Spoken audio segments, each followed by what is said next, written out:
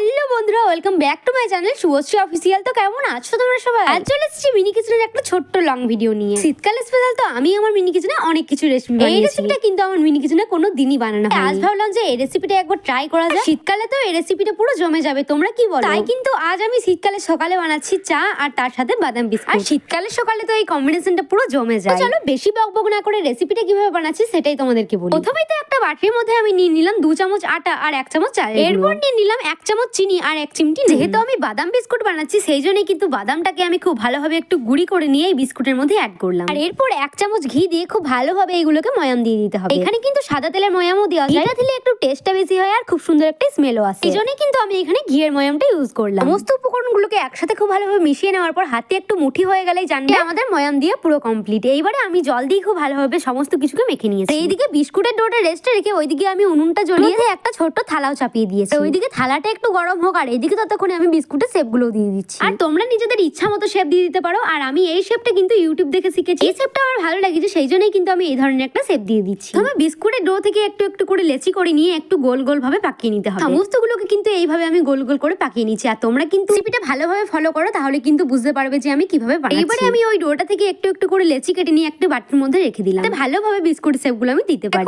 একই রকম ভাবে কিন্তু বিস্কুটের ডোগুলো থেকে আমি ছোট ছোট করে গোল গোল করে নিই। এখানে কিন্তু গোল গোল করতে একটু অসুবিধাই হবে, ফেটে ফেটে যাবে। এটার মধ্যে আমি বাদাম অ্যাড করেছি, সেই জন্য এইভাবেই কিন্তু আমি সমস্ত বিস্কুটগুলোকে গোল গোল ভাবে পাকিয়ে নেব। ততক্ষণে তোমরা কমেন্টে জানাও তো যে তোমাদের কার কার চা বিস্কুট খেতে ভালো লাগে। আমার কিন্তু খুবই ভালো লাগে চা বিস্কুট খেতে। তোমাদের সাথে কথা বলতে বলতে আমার কিন্তু বিস্কুটের শেপগুলো প্রায় দেওয়াই হয়ে গেছে। এখানে কিন্তু বিস্কুটের উপরে আমি একটু দাগ দাগ দিয়ে একটু ডিজাইন করব, আর সেগুলো কিন্তু বিস্কুটের শেপগুলো দেওয়া হয়ে যাওয়ার পরই আমি তোমাদেরকে দেখাচ্ছি। বন্ধুরা একটা কথা তোমাদেরকে বলি, যে তোমরা ভিডিও দেখছো আর সাবস্ক্রাইব করছো না কেন বলো তো? তাই প্লিজ তোমরা আমার চ্যানেলটাকে সাবস্ক্রাইব করে দিও, যাতে নিত্য নতুন রেসিপিগুলো সর্বপ্রথম তোমাদের কাছে পৌঁছে যায়। তার সাথে কিন্তু তোমরা বেল আইকনটা অন করতে ভুলবে না। তোমরা কিন্তু এই ভিডিওর কমেন্টে জানাতে পারো যে আমি নেক্সট ভিডিওতে মিনি কিচেনে কি রেসিপি বানাবো, তাহলে কিন্তু অবশ্যই আমি আগের ভিডিওতে তোমাদের নাম সহ সেই রেসিপিটা বানানোর চেষ্টা করব। তোমাদের সাথে কথা বলতে বলতে আমার কিন্তু বিস্কুটের শেপগুলো সব কটা দেওয়া হয়ে গেছে। এবারে আমি একটু ছোট্ট মিনি খুন্তির সাহায্যে উপরটা একটু দাগ দাগ দিয়ে খুব ভালোভাবে একটু ডিজাইন করি, যাতে বিস্কুটটা দেখতে খুব সুন্দর লাগে। সমস্ত বিস্কুটগুলোকে কিন্তু আমি এইভাবে খুব ভালোভাবে একটু করে ডিজাইন করে নিচ্ছি। আর এই ডিজাইনটা কি দেখতে ভালো লাগছে তোমরাই বলো। আমি যখন এই রেসিপিটা বানাচ্ছিলাম তখন কিন্তু পুরোই সকাল, তাই সকাল সকাল চা বিস্কুট খেতে খুব দারুণ লাগে, তাই না?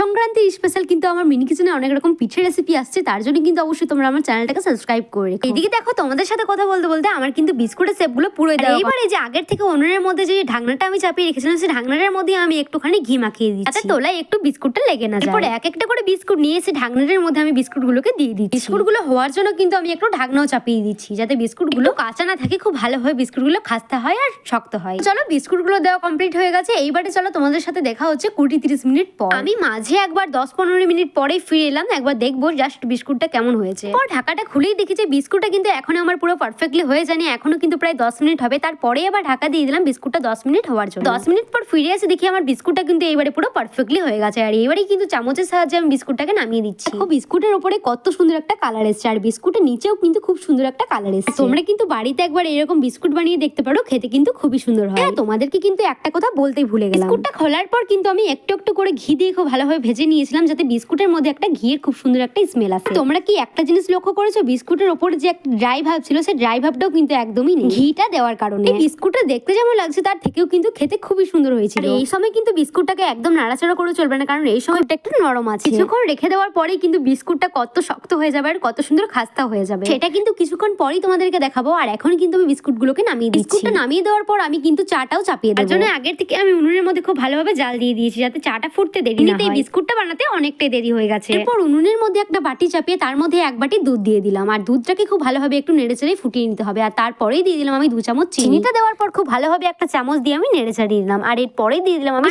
পরিমাণে চা পাতা। চা পাতাটা দেওয়ার পরেই তোমরা দেখতে পাবে, দেখো চায়ের কালারটা একটু হতে শুরু হয়ে গিয়েছে। এরপর কিন্তু অপেক্ষা করতে হবে যতক্ষণ না চাটা একটু ফুটে আসছে।